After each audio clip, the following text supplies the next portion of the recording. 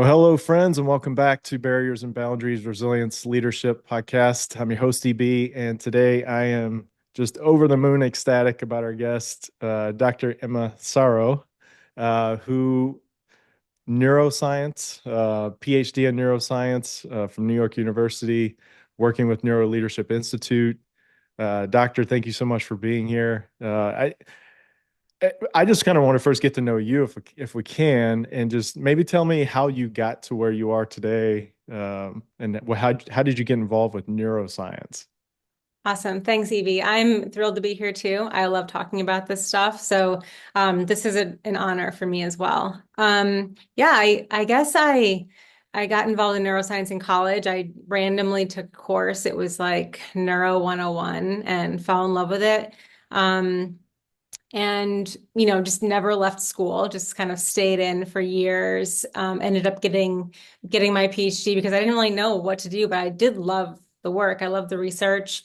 I had great advisors that kind of instilled this love of research, and I think for me, really helped me understand how powerful it is to kind of instill it in others and teach others about it and get people excited about it and learn how to translate it in a way that's interesting, because science can be complicated and it can be boring and it can be too much. And I think it drives people away sometimes if they don't understand it. It's scary if you don't understand something, but I've had some great mentors that helped me to explain science in a way that was interesting. And then so I got into teaching right after I got my PhD, and I taught for about 7 years out of college, and I taught everything from neuro to bio to everything, which I also loved. It was great because as I love to get people excited about science. And so I was able to kind of reach these students with stories or what was interesting to me, and helping them to understand it and love it too. So that was fun for me. But yeah, I've always wanted to work for a company where I could really focus on neuroscience and bring my love of the brain and how it impacts others. I I just kind of fell upon the Neuroleadership Institute a few years ago, and I started watching the podcasts. They have weekly podcasts too, and I loved how they would just kind of simplify neuroscience in a way that was applicable. And I love the idea, and I'm also amazed at the fact that there really isn't anything that we use to kind of make it better for people in the workplace. Mm. We use science in so many ways in medicine and in teaching, but there really isn't kind of like a pipeline bringing science into where most of people are. And doesn't it make sense that we can take science, especially neuroscience, what predicts how we behave, how we make decisions and interact with each other, how we innovate and solve problems? Doesn't it make sense to use that to make us better? But it was never done. It just seems like such a waste. I love the curiosity. It seemed like it kind of drove you a lot. Personally, I think that's one of the best leadership characteristics is just having a sense of curiosity. And I know a lot of neuroscience, and what you've done, it talks about growth mindset. I love the idea of a growth mindset. And I used to run a lot as well, and compete. So I feel like I had that kind of, I can always be better, and there are always people that are improving. So there was never anything fixed about like that environment. And I think it applies just as well to the workplace. I think you can easily get stuck and be very competitive, but in a way that doesn't allow you to improve. And in this world, we can't not improve, right? I, I'm sure you've hit a lot of walls in research too that you just had to keep going, just like mile 20. That's true. Yeah, that mile 20 hurts. It really does. But absolutely. I mean, I think, there is some really interesting study about the success of researchers that fail versus the ones that are lucky and that don't ever fail. The ones that fail early are the ones that end up being the most successful. So I think it's that learning from failure is so important. But I think there is a need to actually be able to learn from it as opposed to like walk away from it. Yeah, one of the things I push here a lot is, being resilient, overcoming adversity, but also learning from it in the process. Like you can't leave that piece off. You're just going to keep, going Yeah. back to, what the problems were. Yeah. So neuroscience, just this massive, conversation that could be had, right? With, I mean, growth mindset, accountability, but Mhm. there's the social sciences behind it, but there's also the cognitive. And I like how you talked about like actionable solutions, things that you could present. Like Mhm. what does all that mean for you? How do you kind of unwrap or begin to unwrap, like, if you connecting with leaders on why this is important? Yeah, it's hard. And that was probably one of the hardest things in transitioning to this job because um I had to take, years of research, which is like complex and different, and then synthesize it into like a sentence for very busy people who only want to know, like, what do I need to do to get my team to show up, or what do I need to do to solve this problem or focus throughout the day. I think it starts with, for us, it usually starts with a problem. So right now, leaders are facing accountability issues, or they're facing, like, they can't get their team to follow through on things and be accountable, or burnout is another like big issue. It's kind of evergreen. It's still a problem. So we start with that, and then we figure out, okay, so what's the underlying science of it? Like what is happening in the brain? And if we know what's happening in the brain, then we can start to just use that to fix it. So if burnout is the issue, and we know that burnout is just this, like, the result of chronic stress for years and years and years, we kind of know what's happening in the brain. There can be changes you can make to maybe your role, or, who you're working with. And changing those things can start to kind of turn around the process. If we know kind of what's wrong, we can usually fix it. Sounds like any good research, right? Where you're basically first exposed to like symptoms or expressions of the problem. If someone, Yeah. I've talked to a lot of people that, hey, I'm struggling with alcohol, but it was Mhm. never really the alcohol. It was maybe Yeah. how they viewed themselves, whether it was like guilt about something or shame about something, Yep. sleep, not getting enough sleep, and just how they Yeah. viewed, some of that cognitive science behind, their relationship with sleep. So Yeah. that's just solid, just Yeah. approaches to kind of dealing with it, wanting to unpack. Yeah. Yeah. So how do you engage with businesses, if, or new leaders, Yeah. or, how, Yeah. That's hard. Yeah, absolutely. I mean, usually with leaders and businesses, we have to give them a reason why, like a reason why. So Mhm. let's say with accountability, or even growth mindset. Let's say, you know, we can provide them with like a business case for why it matters. Like, look, if you can get all of your employees to have a growth mindset, you're going to make this much more money, or you're going to stop losing people. So give them a reason why they should listen to you. Usually leaders and organizations need that. And then if once they're kind of bought into, okay, so this is going to help us reduce turnover, it's going to help our people innovate, we're going to be more competitive. And then once they're bought in, then you can give them well, this is kind of how you need to do this. So Mhm. these are the ways that you can start talking to your employees. You can start being more solutions focused, or, if focusing on how you can learn from the mistake, as opposed to, having them compete with each other. Use the word yet instead of just saying, oh, Mm. we're just not great. So starting to get them to see those behaviors. And once they start seeing the behaviors happen, then they'll start seeing the change. I mean, having a growth mindset is so powerful. Anyways, it's kind of like a nice, like, easy to see switch in In, behavior. all right, Yeah. what kind of challenges do you see with folks resistant to like a growth mindset? Is that Yeah.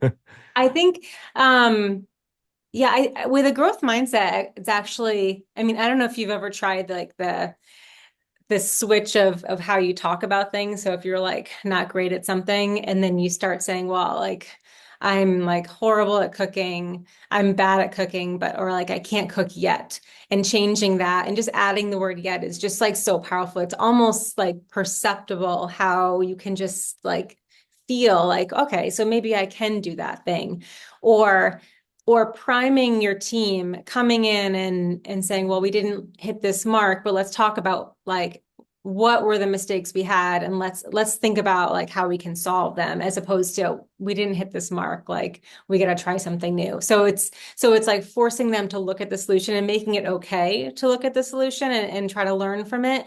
As a leader, leaders, one of the things we often tell them is how powerful they are as a role model. So Mm, getting them to kind of do the behavior first is so important. Like being accountable. Like accountability is so hard right now because leaders are the first ones not to be accountable.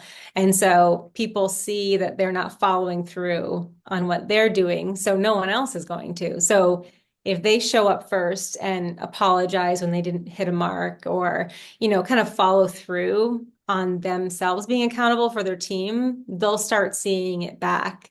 So the role modeling piece is huge as well.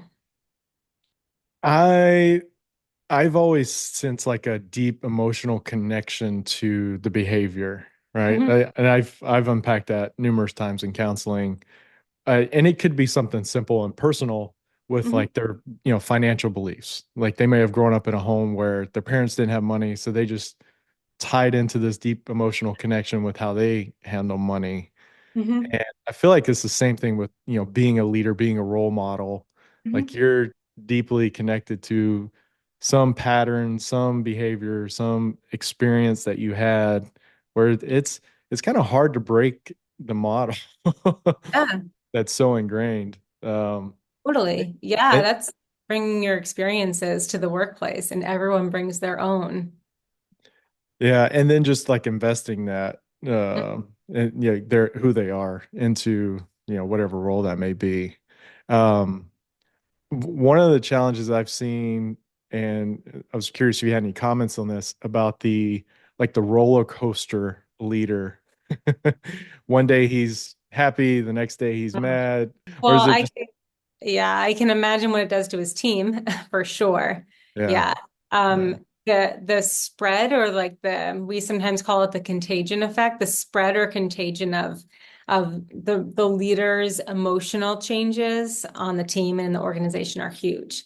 And anyone who's like a bit more, so some people have higher levels of like empathy or trait empathy, they're going to be impacted even more. And Mm, so if the leader is just unpredictable and from like day to day, then individuals are going to show up and be like on edge because they can't predict the behavior of their leader and probably hold things back and not really sure whether to speak up. You could probably imagine like a culture developing of where individuals don't speak up and don't share information because they're afraid of retribution or what kind of mood their leader is in. mhm. So like that unpredictability is like uncertainty is super powerful.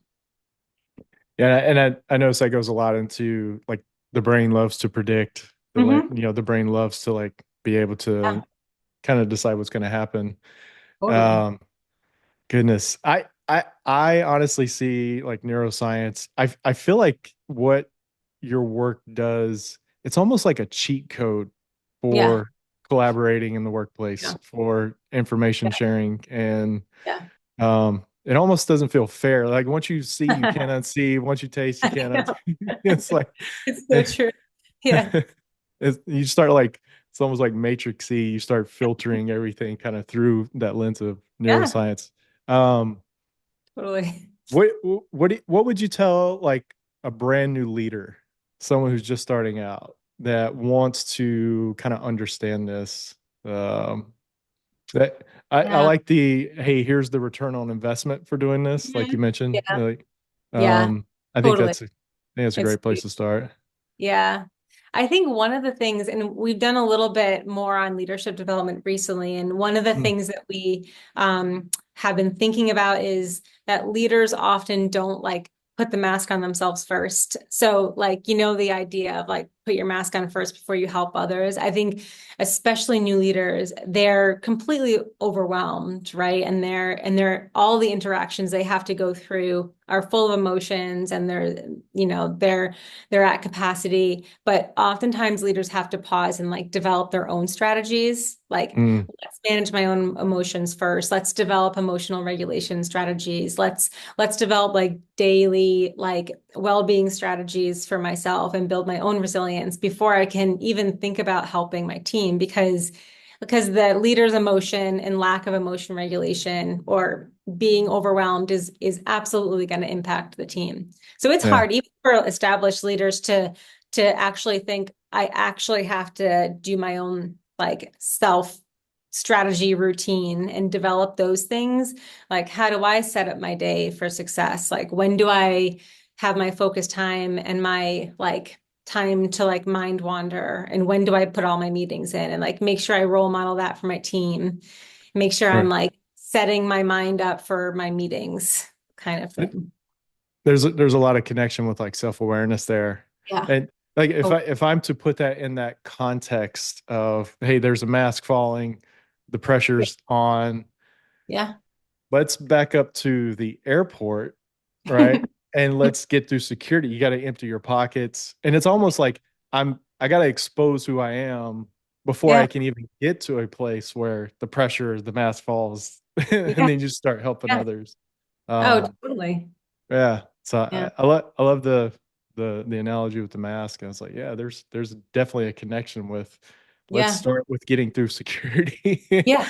which is just Absolutely. like kind of that vulnerability of like, hey, here's everything I have, and Yeah. yeah, Yeah, I don't know. and often leaders are like promoted to leadership positions when they haven't had the leadership skills. They're promoted because they're great at what they did, right? So they have Yeah, that skill set, but they don't know how to lead, and it's a huge challenge. I've seen that quite a bit where, hey, like you've done such a great job, let's promote you, and then you're Yeah, not equipped for what yeah, that next role is.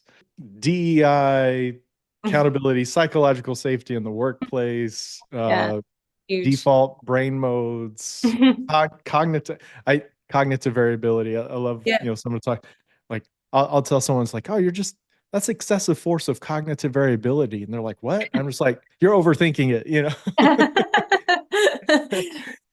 And is there any of those topics that you just feel like you were just naturally drawn to, uh, and why?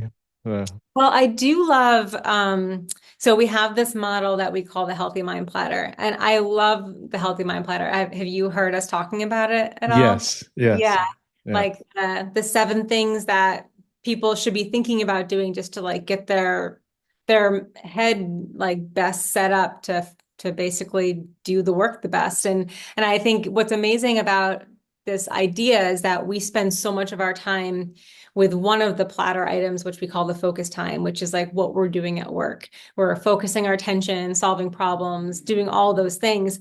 But like the brain is just not able to focus best unless we try to add some other things. Like sleep is a big one, but there's also other things that we never give ourselves time for, like time in, which is just kind of like mindfulness. And research shows so much benefit of just 15 minutes of like mindfulness and or time or downtime, which is none of us give ourselves downtime because we're on our Nope. phones, and no one thinks that it's like important to just like sit and like watch the birds or go on a walk without like That your phone. Yeah. that's definitely the challenge for me is Huge. the downtime. Yeah. Yeah. So you found that something that is pretty common It's across. super common. And I think even more so for leaders because leaders feel like they just need to be on all the time and they're working more hours and they never give themselves just that.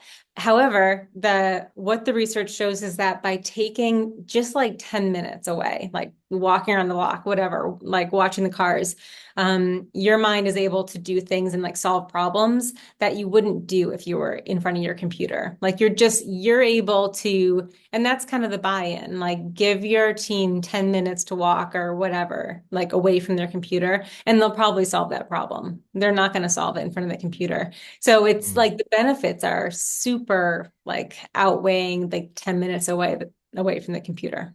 Yeah. There's been numerous times where I'll be on a walk or Yeah. something where, and it'll be like, that would be a great idea for a podcast. Yeah, What a that's great what you subject. have them. Yeah. Yeah. Yeah. That's been my experience. I try to incorporate that a lot, but most of the times I'll get back from the walk and I'm like, what did I think about? What was that? Yeah, you need to bring something to write that down.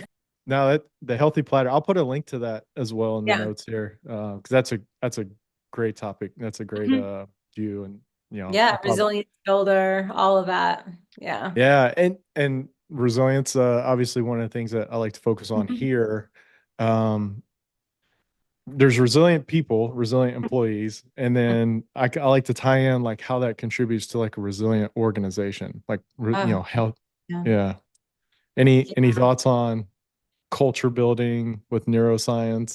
I mean, I think the cultures, yeah, a resilient organization, that's such an interesting idea. And for one, if you have cultures that have, let's say, psychological safety, you're absolutely going to be more resilient because people feel like safe with each other. Like typically what we see in psychologically safe organizations is that they're super innovative because they're able to like take risks and push boundaries, but they feel safe doing it in front of each other, which is just it's not so much of a soft term. They're actually more innovative, but they can take risks together. Um, and I think like a growth mindset organization is probably more resilient, but having those like shared sets of behaviors and a culture where whatever the systems are in place, like the processes that people follow, just align really well with what people are doing, then you see resilient organizations because there's no mismatch. Like people have predictability in what they're doing every day. Their leaders are accountable, they're transparent, they can speak up if mistakes happen. And there's alignment with what that like mission is, that overall mission is. And I would say that would be a more resilient organization than when there's like a mismatch and Mm, people can't predict what's happening, or there's all of this change happening and no one knows where like what's going on. yeah. Yeah. Talking about changes, I was going to ask about like adaptability. Mhm. Is that something you've talked a lot about with Yeah. organizations? And Yeah, I mean, right now I think there's some like crazy stat where the rate of change has just like increased 180 something percent in the last 4 years. And mm, most of this is due to like the integration of AI and things like that. But just in general, like change, organizations are facing change, people are then faced with it. And as we know, change is like a threat, right? So mm, people don't, if there's a lot of uncertainty around it, and so that can just stall performance, learning, collaboration, all of that. So mm. yeah, so being kind of like boosting this agility, having like a growth mindset and encouraging curiosity. So like an environment that allows people to be curious, can kind of like set yourself up to be more agile, Yeah. try, like practicing that change and having leaders be okay with change. Yeah, and I actually have a background in program management and the agile certification, Oh, and cool. and I love some of the methodology and Mhm. how it relates to change in particular is like it's a continuous iterative development based on feedback, Yeah. and Yeah. and like that's kind of the methodology in itself. It's like you might as opposed to like, hey, let's figure this whole thing out and then we'll start. It's like, hey, we'll start. You might be a smartphone and Mhm. you got the phone, but there's software updates, Yep. right? And Yeah.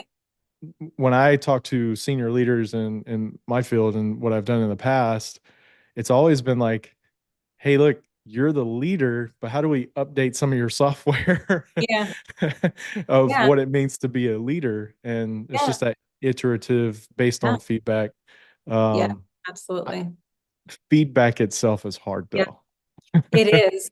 Yeah, I was just thinking about that. Feedback is necessary, right, for change and improvement. We all require feedback, but it's so hard to give and it's so hard to receive. And this is where the SCARF model comes in really well. Mm, We typically suggest to organizations that you ask for feedback. So if you were to ask somebody for feedback instead of somebody saying, "Okay, I have to give you some feedback," you are kind of controlling the conversation and you're asking for something specific, like, can I get some feedback on that last deliverable? like specifics about it, it gives the other person a bit of like, oh, they value my opinion, and I know exactly what to give feedback on. And you as like the asker have a bit of control. Like you've chosen to ask for it. You have some certainty about what you're receiving. And then you can imagine the feedback is going to be a lot more constructive. It's going to be exactly what you want. And you don't have that, oh, this person wants to give me feedback, which is, threatening, Yeah, unsolicited feedback can be unsolicited, scary. definitely a threatening kind of Yeah, posture. yeah, absolutely. Do y'all kind of help building a process for feedback? Is that part of the game for? Yeah. Yeah, we actually did a research study on how like de-stressing like asking for feedback is. And we measured heart rate and stuff and saw that when you ask, it's just like everybody's in a better state. The asker and the giver is in a better state. Um, but yeah, we do. You Build mean out when? Sorry, conversation. do you mean when it's expected? Like when that feedback is kind of like, Yeah, so in that hmm, case, yeah, when it's okay, when it's expected, when a person walks in and says, "Hey, can I get feedback on like X, Y, and Z?" So we suggest let's build a culture where people are asking for feedback a lot, like asking often. So then you're asking so often that you might not have to give as much unsolicited feedback, right? The yeah, problem is these performance reviews happen like once a year or every 6 months, and then you have like 6 months of feedback that you have to give, and it's scary that's for tough. everyone. Yeah. Yeah, and that's like such a big mountain. It's like I don't even know how to Yeah. how to address that, how to attack that. Yeah, and it's hard for a leader too, because as a leader, no one wants to give feedback where you're going to hurt someone. So you might kind of like downplay some of the important feedback because you don't necessarily want them to get upset. So in the feedback might not even be that good, Yeah, constructive. yeah. What I heard y'all talk about connections in the workplace Oh, yeah. recently. Yeah, Yeah. Yeah. that was amazing too. I Interesting stuff. How well received are the companies when they're talking about, some companies I imagine will just have like a high turnover rate, and they're just like, what's the importance of connections? Yeah, no, I know. And yeah, it's hard getting that buy-in, right? But I Mm, guess we can say, look, like, you might be having this like high rate of turnover. First of all, it's expensive to have that because having people come in is more expensive than keeping them. Um, and so let's just see if like maybe one of these connections, these four connections are to kind of blame. And if it's true, then we can easily like pull this one out and say, okay, this is the connection that we can help you build, and this is how you do it. So, yeah, it puts the organization in a vulnerable place because it means that they are going to reveal maybe what like one of these things, what one connection is off. Like maybe it's like the employees don't feel a strong connection with their leader. And then mm. when we do that, we can help the leader build behaviors to change that. So it A just lot of helps understand it. Yeah, Yeah. I've talked to a lot of leaders who was like, oh, it's lonely at the top. And I Yeah. feel like that's like self-imposed in a lot of It can. cases. Yeah. Yeah, it's true. It is because, yeah, I think you as a leader can be more transparent and like make an effort to talk to your team because I think sometimes there is this separation. And if you're holding all sorts of information in as a leader, then it does feel lonely Mm, because you feel like you have to control all of this information. But I think there are ways to kind of build that relationship. yeah. And I would say take a look at neuroscience, take a look at Yeah, use neuroleadership. it as a tool. Yeah. Yeah. Okay. Well, wow. I can't believe how fast time has flown by in this conversation. But what are ways that folks can find more about you, what you're working on, your organization? Yeah. Yeah. Yeah, the Neuroleadership Institute, we have podcasts almost every week. You can just go to our website, theneuroleadership.com. And yeah, and we also have regular blogs that come out on any of the topics that we're talking about. We work in culture and leadership, DE&I, and performance management. Yeah. And an amazing summit annually, or is that? Yeah. Yeah. Yeah, we have a summit annually. We just had one in October, at the end of October. It was great. It was virtual. It's fun. Yeah. All Yeah. right. Well, Doctor, thank you so much for joining today. It's something I've been excited about for the past 10 years. I think I picked up on it about 10 years ago Thanks. and just kind of dove in the deep end. Yeah, that's Just what happened. figuring out how to swim. So, um, but no, thank you so much for joining me today. And yeah, and we'll see you on the Neuroleadership Institute podcast and all the webinars and summits and kind of go Yeah. from there. So, Thank you. This is all right. great. I appreciate it. So there you have it, friends. Another conversation about healthy employees creating healthy organizations. A lot of great things discussed. And hopefully, if this is something new to you, this will encourage you to check out more of their work. Phenomenal work, something I've been following for a decade at least. And it's always just magic every time that I hear something from them or I see something published by them. Check them out, make it part of your repertoire of developing yourself as a leader, make it part of your own system update as a leader. It is worth it. And with that, I just want to say if you're listening on one of the audio platforms, go to the Barriers and Boundaries Resilience Leadership YouTube channel, comment in the on the page there. Let me know what you think. What was the most insightful thing that you captured today? What was something that you want to explore more about? Neuroscience is such a massive topic to, peel back all these different layers on, just as much as organizational culture is, as we've talked about in other places. But let me know what you think. Put your comments in there, and until next time, EB out here.